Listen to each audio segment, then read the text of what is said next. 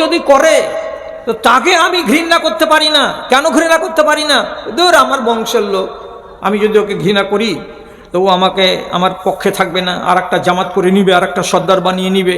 ও করছে করুক গা, আপনি হজম করে যাচ্ছেন মুনকারকে, অথচ মুনকারের বিরুদ্ধে আপনাকে গর্জে উঠতে বলা হচ্ছে। লম্বা হাদিস শুনতে হবে না। আর টাইম যেটা আমাকে আমার সভাপতি দিয়েছিলেন, এটা আমার কাছে ভারী টাইম নয়, 1 থেকে 1.5 ঘন্টা ওয়াজ করা। কিন্তু আমাদের আজকের সভাটা আমাদের অনুকূলে নেই, প্রতিকূলে চলে গেছে, প্রথম দিনের জালসা বলে এবং ঠান্ডাটা বেশি হয়েছে বলে আপনাদেরকে খুব তাড়াতাড়ি ছেড়ে দিচ্ছি।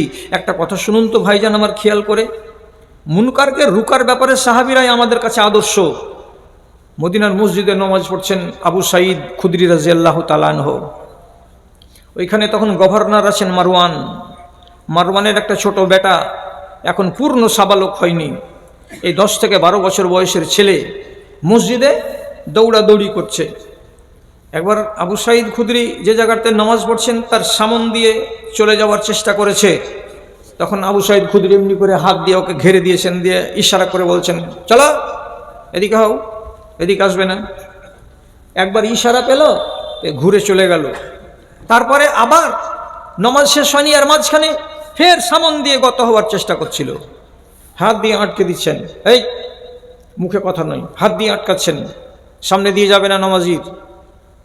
এইবার একবার মানলো, 2 বার মানলো, তৃতীয়বারের বার আবার সামন দিয়ে যখন গত হতে যাচ্ছিল, হাতটা যেমনি বাড়িয়ে দেওয়া, হাতটাকে ঠেলে পার হয়ে চলে যাবে, জোর দেখিয়ে ছেলেটা এরকম করছিল। আর যেমন একটু হুজ্জতি করা, আবু সাঈদ নমাজ পড়া অবস্থাতেই পড়াম করে একটা চড় বাচ্চাটার গালে কষে দিলেন। বাচ্চা কাঁদতে কাঁদতে বাপের কাছে গেল, আমাকে মারলো জি আব্বা। কে মারলো? মসজিদে একটা বয়স্ক লোক নমাজ পড়ছিল, ওই আমাকে মারলো। তো রাজ্যপালের বেটাকে মারবে, এ কি আর হয়?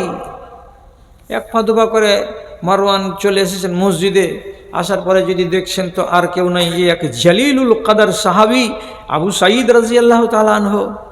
দেখে গরম ঝাড়বে, কি মিঠা ভাষাতে বলছে, লেমা জারাবতা ইবনা আখিকা, আপনি আপনার ভাতিজাকে মেরেছেন কেন? কিসের জন্য চড় মেরেছেন? আমার ছেলেটা আমার সামনে হাউমাউ করে কাঁদছে। আবু সাঈদ তখন বলছেন, ইন্নী মা জারাবত ইল্লা শায়তানান, আমি মানুষকে মেরেছি বলে মনে হয় না, আমি মিনিট 5-10 আগে একটা শয়তানকে একটা চড় মেরেছি, এটা আমার মনে পড়ছে।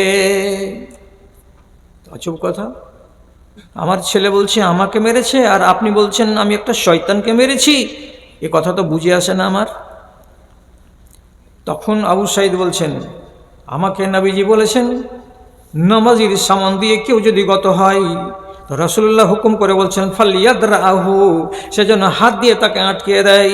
ফাইন আবা, হাত দিয়ে আটকানোটাকে সে যদি না মানে, না রুকে, গায়ের জোর দেখে যদি সামন দিয়ে গত হতে যায়, তো রাসূলুল্লাহ বলছেন ফালিয়ুকাতিলহু ফাইন্নাহু শায়তানুন, তার সঙ্গে লড়াই করো, তার মানে কি শক্তি দেখাও, কেন যে এটা মানুষ নয়, এটা হলো শয়তান।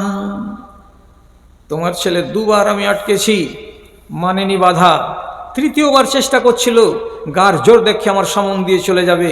অতএব রাসূলুল্লাহর হাদিস অনুযায়ী এই ছেলেটার চরিত্রটা হচ্ছে শয়তানি চরিত্র, এবং ওকে মারার জন্য রাসূল আদেশ করেছেন যে ওকে ওর সঙ্গে লড়াই করো। লড়াই করো মানে মারো, মেরে তাকে আটকাও। আমি তার গালে চড় মেরেছি, রাসূল বলছেন ফাইন্নাহু শায়তানুন, যেহেতু সে শয়তান। তোমার এটা বেটা হলে কি হবে? তার আখলাকটা হচ্ছে শয়তানি আখলাক। এবার বলো তোমার কি কথা বলার আছে?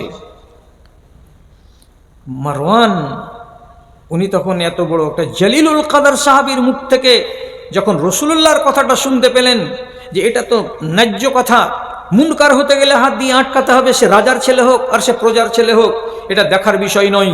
তো আপনি তো ঠিকই করেছেন। তাহলে ছেলেকে আর কোনো কথা না বলে, আবু সাঈদ রাদিয়াল্লাহু তাআলা আনহুকে কোনো কথা না বলে, কান্না করা বাচ্চাটাকে বলছে, চলো বাবা, চলো চলো চলো, বাড়ির দিকে চলো। ছেলেটাকে বাড়ির দিকে নিয়ে চলে গেল। ছেলে বুঝতেও পারলো না যে আমার বাপ প্রতিশোধ কেন নিল না, বা গাল কেন দিল না, বা মারার কেন চেষ্টা করলো না। আপনি কি দেখলেন এই সহিহ হাদিসটা থেকে? ইবনে সুনানে নাসাঈর ভিতরে হাদিসটা আছে। কি শিখলাম? যদি এমনটা হয় যে দিনের বিরুদ্ধ কাজ হচ্ছে, তাহলে আমি যদি এ কাজে নিজেকে তৈরি না করি, তাহলে আমি খায়রু উম্মত হলাম কি করে? আর যে খায়রু উম্মতের সার্টিফিকেট, যে সবাদের আগে আমরা জান্নাতে যাব, আমার সার্টিফিকেটটাই তো ঠিক থাকলো না। পারবেন না আটকাতে? মন দিয়ে তাকে ঘৃণা করতে পারবেন? একটা